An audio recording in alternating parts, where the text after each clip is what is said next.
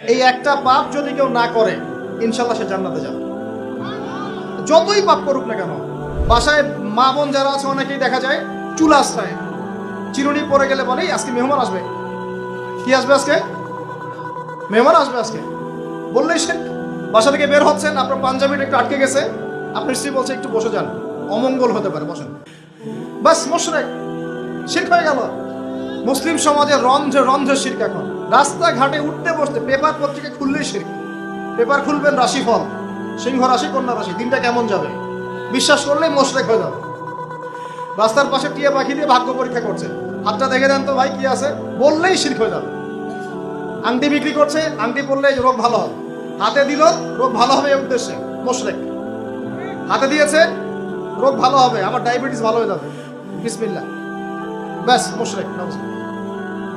এই আকীদা নিয়ে পড়লেই মুশরিক। মুসলিম সমাজে অহরহ শিরক আছে। আর আবু জেহেলের যুগে কি ছিল ভাই? আবু জেহেলের যুগে অনেকদিন বলেছি মেজর 5টা সমস্যা ছিল। কয়টা? মেজর 5টা, মাইনর সমস্যা অনেক, মেজর 5টা। এক, আবু জেহেলের যুগের বেশিরভাগ মানুষ শিরক করতো। কি করতো ভাই? লাত, উজ্জা, হবল, মানাত এইসব মূর্তির পূজা করতো। এখন হয়তো মুসলিম সমাজে এটা নাই ঠিকই, কিন্তু মুসলিমরা এখন কবর মাজার পূজায় শুরু করেছে, করে নাই? মুসলিমরাও এখন নেক্সট সুরতে ধোকা খাচ্ছে। শিরক তো আমাদের সমাজে চলছে। শিরক কি হয় কেন আমি লেকচার দিয়েছি, দেখবেন মুসলিম সমাজে কত শিরক চলছে।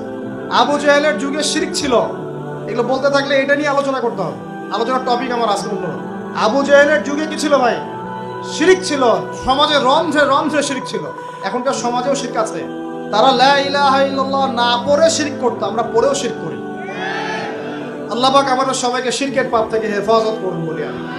এই একটা পাপ যদি কেউ না করে ইনশাল্লাহ সে জান্নাতে যাবে, যতই পাপ করুক না কেন। জেনা করেছে, মদ খেয়েছে, মিথ্যা বলেছে, অনেক কিছু করেছে, শুধু শিরকের পাপ করে নাই, আল্লাহ তাকে মাফ করে দিবেন ইনশাল্লাহ। বিশ্বাস করলেন না কথাটা?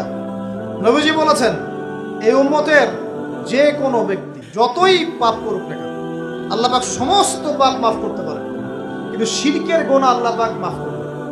তওবা করে যদি মারা না যায় মাফ করবে। একটা এক্সাম্পল দিয়ে বুঝাচ্ছি তাহলে ক্লিয়ার হয়ে যাবে। মনে করেন কেউ একজন জেনা করেছে, তওবা করার সুযোগ হয় নাই, মারা গেছে, নাউযুবিল্লাহ।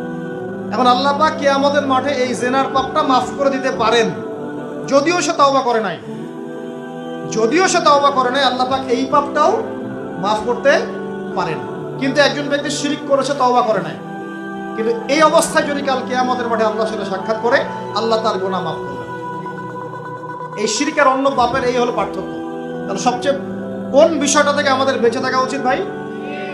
শিরক কি ও কেন, একটা বই পাওয়া যায়, কিনে নেবেন। কিতাবুত তাওহীদ একটা বই আছে, পড়ে নেবেন। কুরআন সুন্নাহর আলোকে বিশুদ্ধ আকীদা, এরকম অনেক বই পাওয়া যায়। আর আকীদা সংক্রান্ত একটা অনবদ্য বই হলো আল আকীদা আত-তাহাওয়িয়া। এই 4-5টা বই পড়লে আপনার শিরকের কনসেপ্ট ক্লিয়ার হয়ে যাবে। আল্লাহ পাক আমাদেরকে পড়াশোনা করার তৌফিক দান। আসসালামু আলাইকুম। ভিডিওটি ভালো লাগলে একটি লাইক দিবেন এবং চ্যানেলে নতুন হলে চ্যানেলটি সাবস্ক্রাইব করে দিবেন এবং পাশে থাকা বেল আইকনটি প্রেস করে দিবেন। ধন্যবাদ।